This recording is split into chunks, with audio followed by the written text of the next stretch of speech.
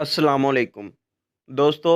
आज का ये वाक़या मैं आपके पेश नज़र कर रहा हूँ, ज़रा तवज्जो से सुनिएगा। इस वाक़ये में बताया गया है कि शैतान लोगों को किस तरह से गुनाह में मुब्तला करता है, किस तरह से उनको गुमराह करता है, यानी कि शैतान का तरीक़ा वारदात क्या है। दोस्तों, इस वाक़ये को शुरू करने से पहले आप सब लोगों से गुज़ारिश है कि हमारा चैनल लाज़मी सब्सक्राइब करें।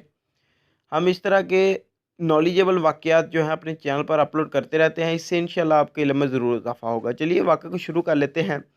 एक दफ़ा किसी बुज़ुर्ग ने शैतान से पूछा कि मियाँ तुम बड़े फ़साद कराते हो, कुछ तो खून करा देते हो, घरों के घर बर्बाद करा देते हो। शैतान ने कहा मुझे तो मुफ्त में बदनाम कर रखा है, मैं तो कुछ भी नहीं करवाता, ये सब कुछ ये खुद ही करते हैं। उसने कहा चलो मैं तुम्हें एक नमूना दिखाता हूँ। हलवाई की दुकान पर पहुँचे। यहाँ पर शैतान ने एक उंगली भर शीरा दीवार पर लगाया। इस शीरे पर आकर मक्खियाँ बैठने लगी। इन मक्खियों पर एक छिपकली आ गई।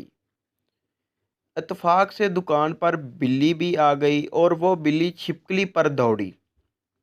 एक खरीदार के साथ कुत्ता भी था, वो बिल्ली पर झपटा।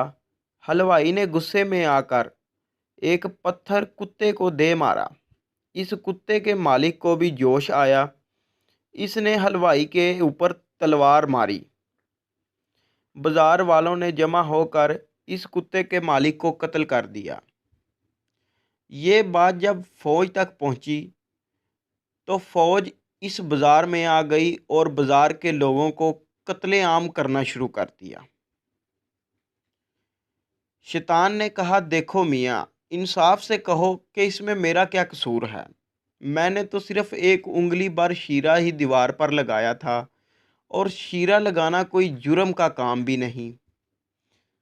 असल में एक उंगली भर शीरा ही था जिसका तोल यहाँ तक खींचा गया दोस्तों।